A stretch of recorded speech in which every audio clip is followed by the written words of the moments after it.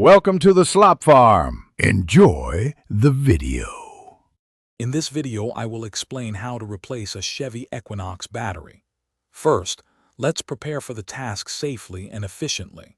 You'll need a 10mm wrench, a battery terminal brush, and some basic safety gear. Always make sure your vehicle is completely turned off and the parking brake is firmly set.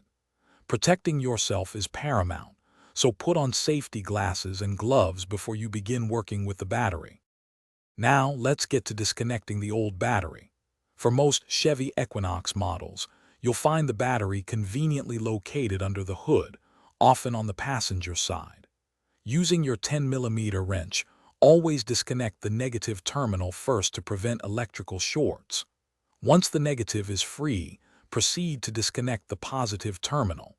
Don't forget to loosen and remove any battery hold-down clamps or brackets. With the old battery disconnected, it's time for removal and new installation. Be mindful that car batteries can be quite heavy, often weighing around 45 pounds, so lift carefully.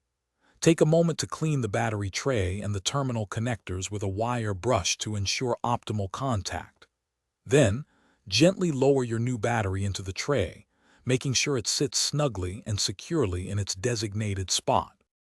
Finally, let's connect your new battery and perform a quick test. When connecting, the order is crucial. Always attach the positive terminal first, followed by the negative terminal.